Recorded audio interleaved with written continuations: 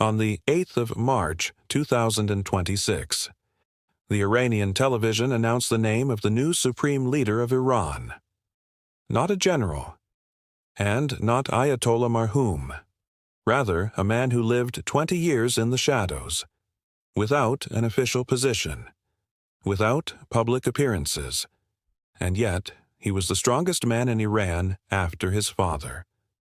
Today, the American Secretary of Defense says he is injured and disfigured. Trump says he is hiding underground like a rat. His wife was killed in the strike that killed his father. And yet, he is now leading a war against the two strongest countries in the world.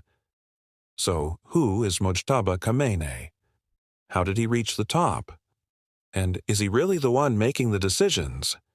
Or is it the Revolutionary Guard who rules?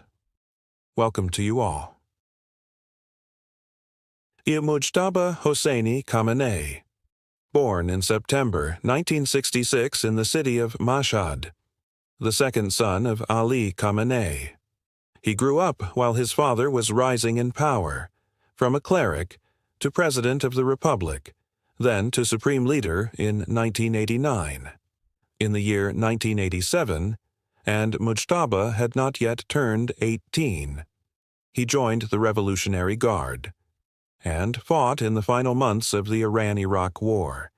He served in the Khatib Brigade, affiliated with the Muhammad, Messenger of God Division in the Revolutionary Guard. This brigade is not ordinary. Among his comrades in that brigade, Qasem Soleimani, and Hossein Hamadani, and Hossein Tayeb, men who later became leaders of intelligence and foreign operations. The network of relationships he built during the war became the foundation of his power for the next 20 years. After the war, Mojtaba studied at the Qom Seminary, the most important center for Shia studies in Iran.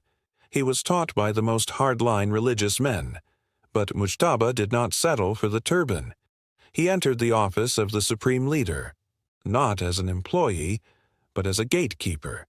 What does gatekeeper mean? It means that anyone who wants to reach the leader passes through Mojtaba. Every message, every request, every decision that needs the father's signature.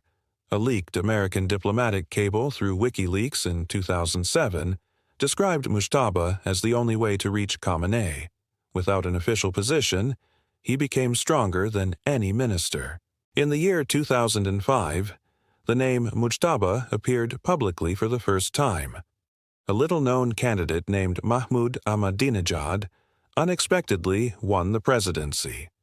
The losing candidate Mehdi Karoubi wrote a direct letter to the leader, in which he accused Mojtaba of interfering in the elections and organizing support for Ahmadinejad through the Revolutionary Guard.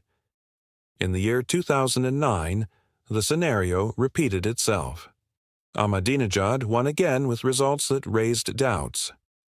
The Iranian street exploded. The Green Movement emerged with millions. The response was violent.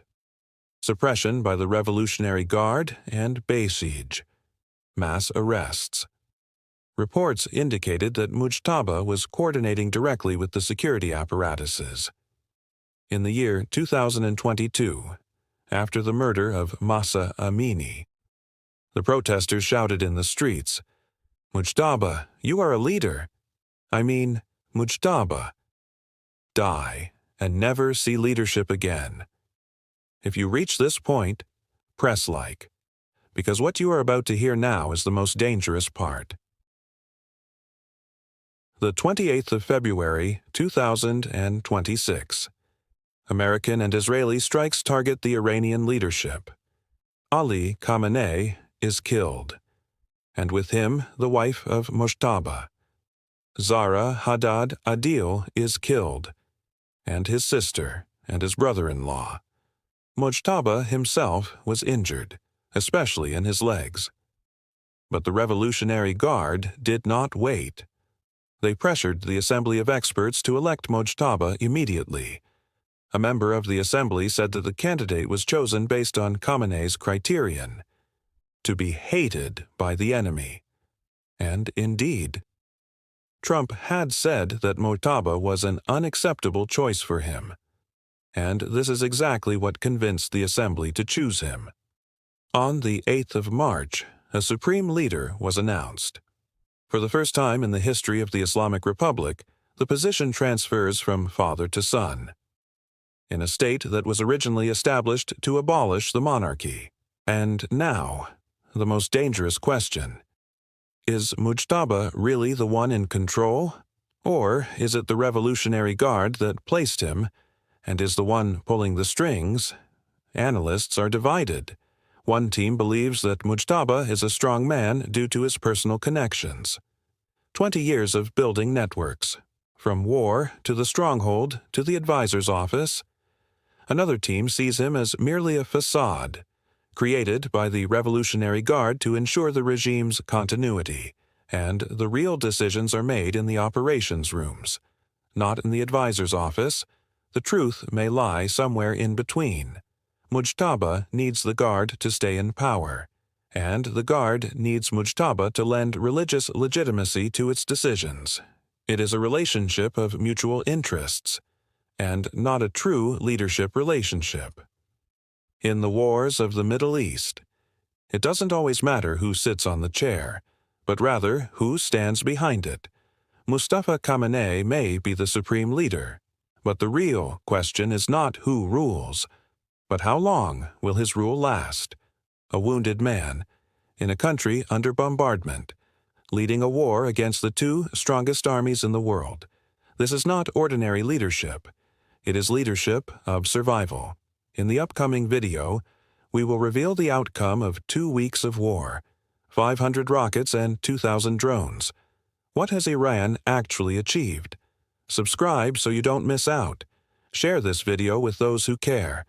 May you remain under God's care and peace be upon you.